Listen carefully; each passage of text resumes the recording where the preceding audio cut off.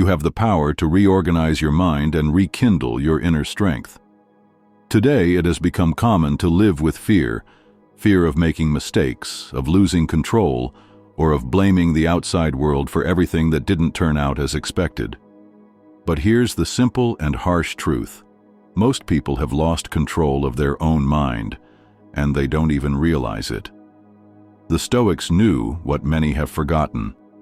The mind can be trained, strength can be built, and attitude is a choice renewed every single day. They endured wars, illnesses, and irreparable losses, yet they maintained clarity. Why? Because they understood something essential. What sinks you is not what happens to you, it's what you decide to do with what happens to you. This video is a practical, direct manual to help you develop a positive mental attitude and apply it in all areas of your life. If you are ready to clean up the clutter, rebuild your thoughts, and reignite your mental strength, say this with conviction: today, I choose my attitude. And before we begin, I ask just two things. Share this video and leave your like. That helps this content reach those who truly need it. Lesson 1. Stop sabotaging yourself. Think like someone who wants to move forward. Not all the pain we feel comes from the outside world. Many times it is born from the stories we tell ourselves. A thought may seem like just a fleeting phrase, but it has the power to shape your emotions, paralyze your actions, and even sabotage your dreams, all without raising its voice. That's why developing a positive mental attitude is not about repeating motivational quotes, but about building a new mental habit, replacing what weakens you with what strengthens you. But remember, this doesn't happen by magic. It requires training, practice, and daily decisions. Imagine you're starting a new project at work, and the first thing that comes to mind is, "I'll never make it. This is too difficult." That automatic, pessimistic thought already puts you on the defensive. It makes the challenge look bigger and your ability smaller. But in that moment, you have a powerful opportunity to interrupt the cycle and rewrite the script.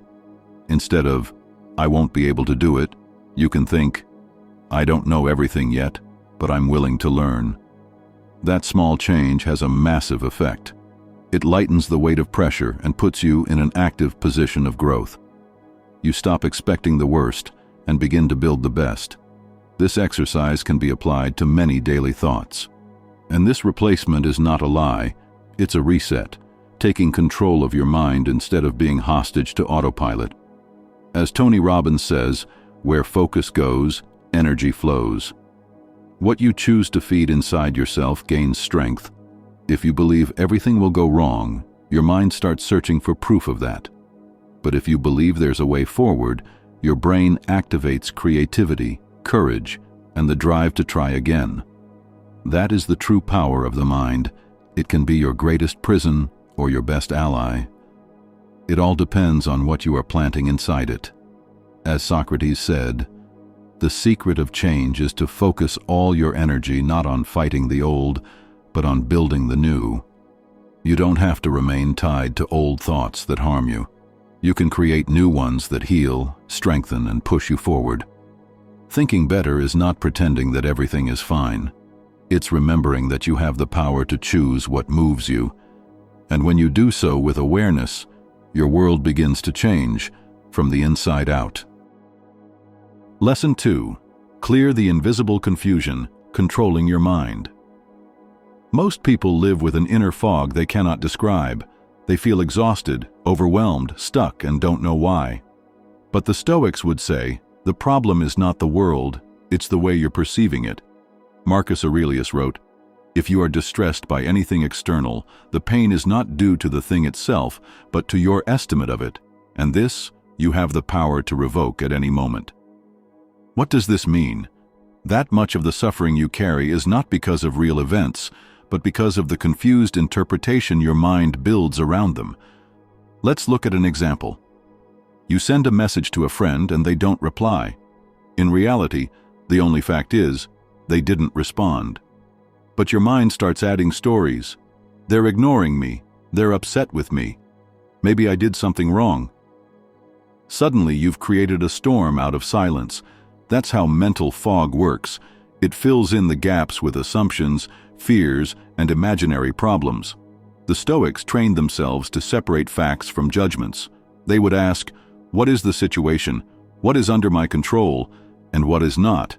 By doing this, the fog clears. Instead of wasting energy on assumptions, you focus on what can actually be done. This discipline of thought is one of the keys to thinking positively, because a positive mind is not one that denies problems, but one that does not get trapped in confusion. It sees reality as it is, and from there, it acts wisely. Here's a practical exercise. The next time you feel overwhelmed, write down the situation in 2 columns. On one side, write only the facts with no interpretation.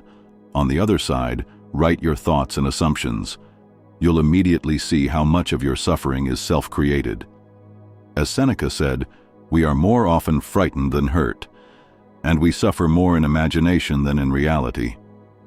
Clear away the fog, and you'll recover energy, mental clarity, and peace. Because life is already difficult, you don't need to make it heavier with stories that don't exist. Lesson 3. Replace "why me" with "what for." One of the most common mental traps is asking "why me" whenever something goes wrong. Why did I lose this job? Why did this relationship fail? Why did life turn out this way? That question, while natural, is poisonous, because it places you in the role of a victim, as if the universe had singled you out for punishment. The more you repeat it, the heavier your burden feels. The Stoics would never ask, "Why me?" Instead, they would ask, "What is this situation trying to teach me? What for?" Marcus Aurelius, faced with betrayals, illnesses, and the death of loved ones, reminded himself, "The impediment to action advances action. What stands in the way becomes the way." Do you see the difference? The negative mind asks why and gets stuck in complaint. The positive Stoic mind asks what for and transforms adversity into strength. Imagine you lose your job. If you think "why me," you sink into self-pity. But if you ask "what for," you might realize this is an opportunity to learn a new skill, to redirect your life, or to finally pursue something you had postponed. This simple shift of question changes everything, because "why" anchors you to the past, while "what for" points you toward the future. Seneca said, "Difficulties strengthen the mind as labor does the body." That's the Stoic lens. Every challenge carries within it an exercise, a hidden training ground for your growth. Here's a practical exercise. The next time you face a problem, stop and ask yourself, "What for?" Then write down at least one lesson or benefit this situation could be giving you. It may not be obvious at first, but with practice, you'll train your mind to seek meaning instead of excuses, because life will always present difficulties. But you have the power to choose whether those difficulties become chains or stepping stones. Lesson 4. Use adversity as mental training. For most people, adversity feels like punishment, but for the Stoics, adversity was training, an exercise for the mind and soul. Epictetus, who had lived as a slave and endured harsh circumstances, said, "Difficulties are things that show a man what he is." In other words, the moments that seem most unfair are not meant to crush you. They are designed to reveal what you are truly made of. Think about it. When you go to the gym, you lift weights that make your muscles burn. That discomfort is what allows your body to grow stronger. Life works the same way. Problems are weights for your character. Marcus Aurelius reminded himself, "The art of living is more like wrestling than dancing." He knew life would resist him, push him, and knock him down. But instead of complaining, he chose to see each struggle as training. This mindset transforms your perception. A betrayal is not just pain, it's training in resilience and detachment. A failure is not just defeat, it's training in humility and perseverance. A delay in your plans is not just frustration, it's training in patience and perspective. Seneca even practiced voluntary discomfort. He would eat simple meals and sleep on hard beds to remind himself that luxury was not necessary for peace. By doing so, he trained his mind to be unshaken when real hardship arrived. Here's a practical exercise. The next time you face a difficulty, instead of asking, "Why is this happening?" say to yourself, "This is my training. This is my practice." Notice how your attitude shifts. You move from victimhood to preparation, from weakness to strength. A positive mind is not one that avoids adversity, but one that uses adversity as a tool for growth. Because if you can learn to see every problem as training, then nothing can truly defeat you. Lesson 5. Guard your inner dialogue. No enemy is as dangerous as the voice inside your head. The way you speak to yourself day after day has the power to lift you up or slowly destroy you. The Stoics understood this well. Marcus Aurelius constantly reminded himself in his meditations not to fall into self-pity or unnecessary complaints. He wrote as if he were guiding his own mind, correcting it, and reminding it of what was essential. Why? Because he knew that thoughts become words, words become actions, and actions shape destiny. Think about this.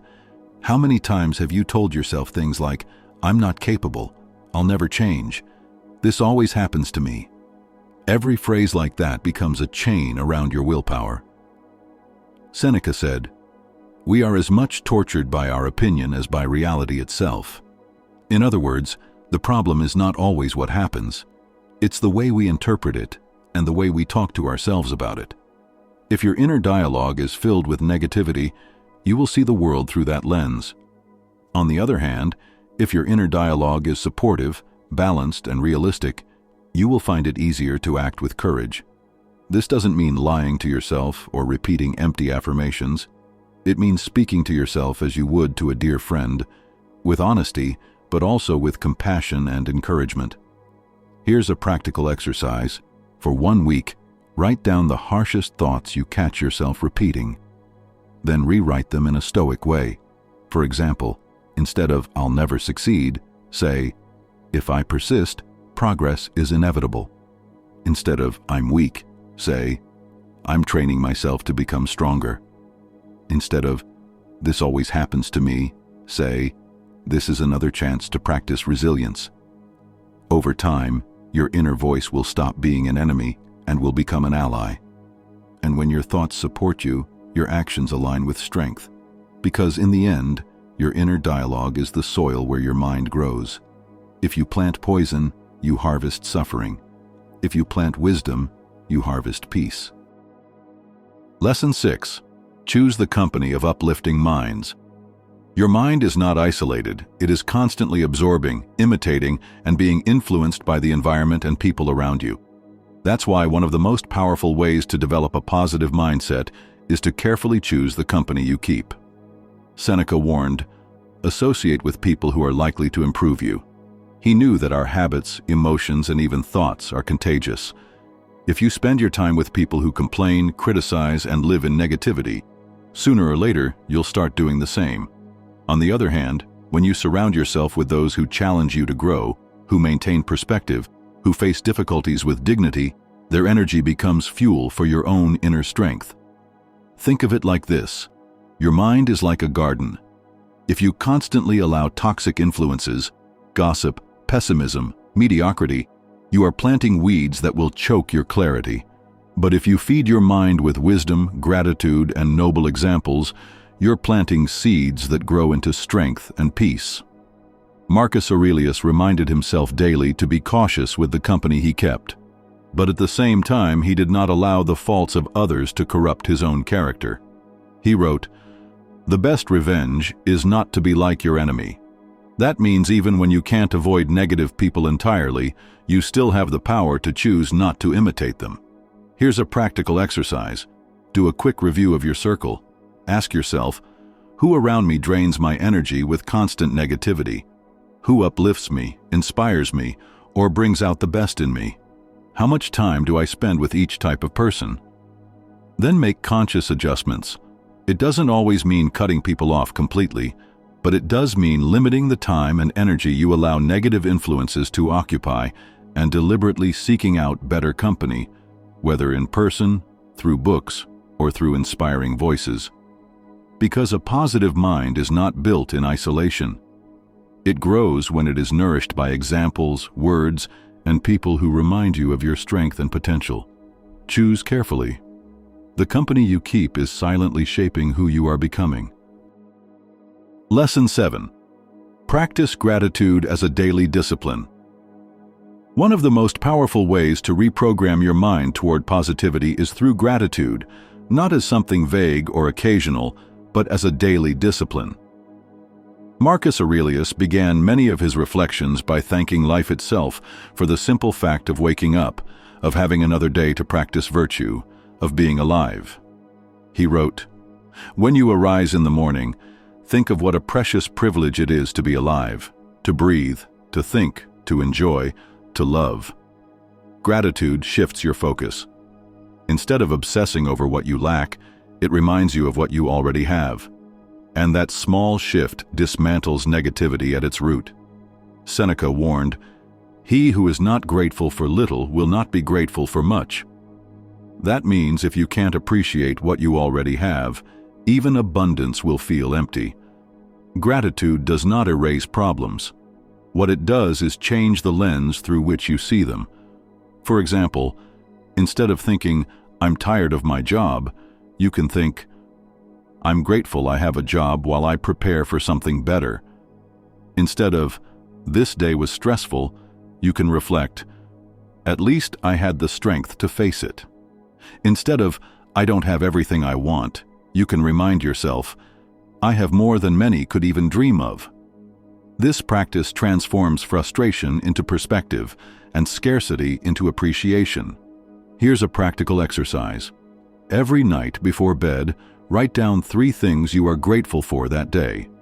They don't have to be grand. It could be a smile you received, a meal you enjoyed, or the fact that you endured a tough moment with dignity. Over time, this habit rewires your brain to notice the good, even in small details. And the more you train your mind to see the good, the less room there is for negativity to take over. The Stoics knew that gratitude was not sentimental, it was practical. It gave them strength to face life with serenity, even when external circumstances were harsh. So make gratitude your discipline, because a grateful mind is not only positive, it is unshakable. Lesson 8.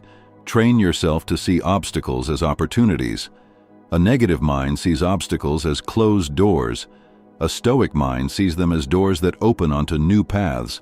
The difference lies not in the situation itself, but in the perspective you choose to adopt. Marcus Aurelius left us one of the most powerful reflections. The impediment to action advances action. What stands in the way becomes the way. This phrase is the essence of Stoic optimism. Problems don't stop you, they redirect you. They show you an alternative path, an opportunity to strengthen yourself, or a lesson you wouldn't have learned otherwise. Think about it. If you lose a job, perhaps it's the push you needed to find one that truly fulfills you. If someone abandons you, perhaps it's the opportunity to rediscover your independence and grow stronger. If a project fails, perhaps it's the lesson that will prepare you for greater success later on. Seneca said, "A gem cannot be polished without friction, nor a man perfected without trials." What feels like resistance today may be shaping the best version of you. Here's a practical exercise. The next time you face an obstacle, write down this phrase, "This too is the way." Then list at least one opportunity hidden inside that difficulty. It could be the chance to develop patience, to learn a new skill, or to strengthen your resilience. With practice, your mind will stop reacting with complaint and will start asking, "How can I use this?" And that's the turning point. Because when you train yourself to see obstacles as opportunities, nothing truly blocks you. Everything moves you forward. A positive mind doesn't deny obstacles, it transforms them into allies. Lesson 9. Don't let external negativity invade your inner world. You cannot control the words, attitudes, or actions of others, but you can always control what enters and takes root in your own mind. Epictetus was very clear on this. It's not what happens to you, but how you react to it that matters.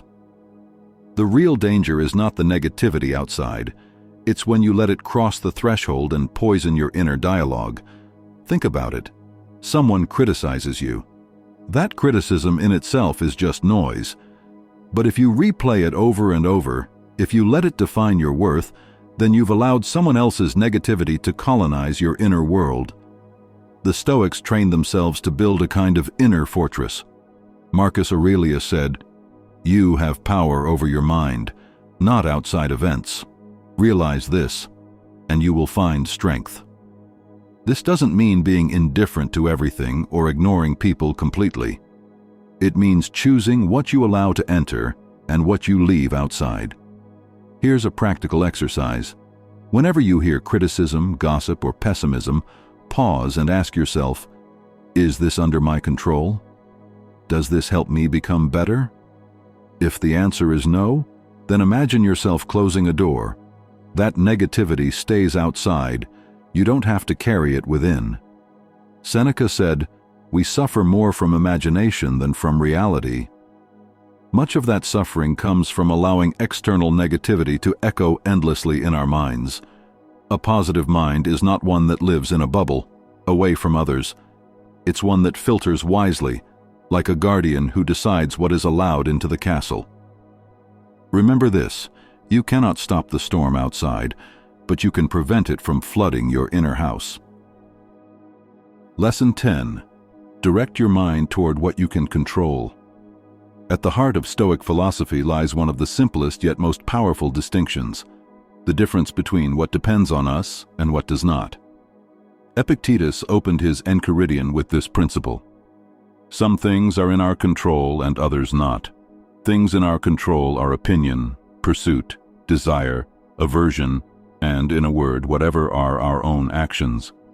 Things not in our control are body, property, reputation, command, and, in a word, whatever are not our own actions.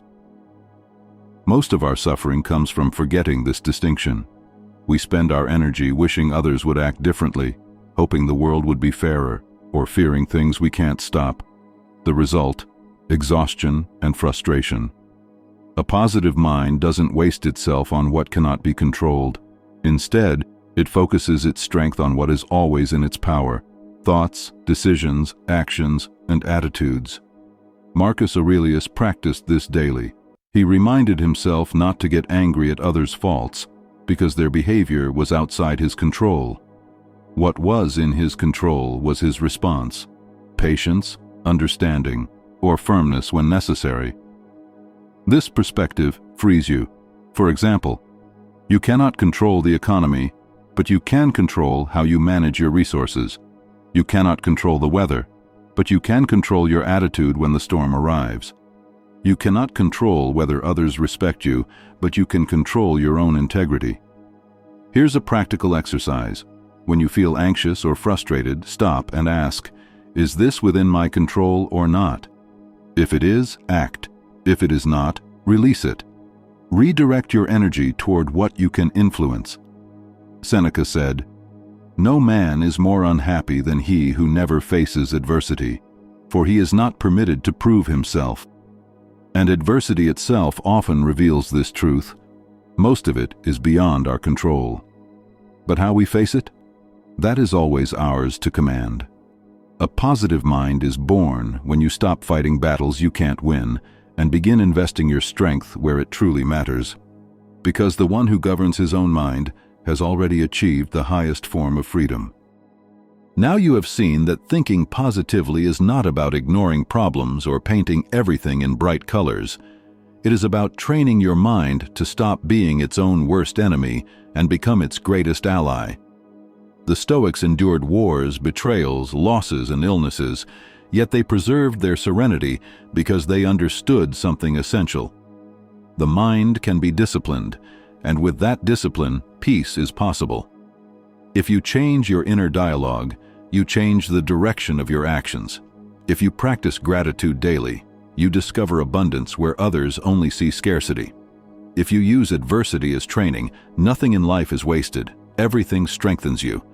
And if you focus only on what is in your control, you become unshakable, because no external storm can dominate you. As Marcus Aurelius said, "The happiness of your life depends upon the quality of your thoughts, and the quality of your thoughts depends on the attention and discipline you give them each day."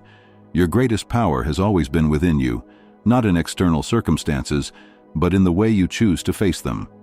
Now it's your turn to take action. Don't let these lessons remain as mere words. Put them into practice. First, write in the comments, "Today I choose to train my mind." That simple declaration is your first act of Stoic discipline.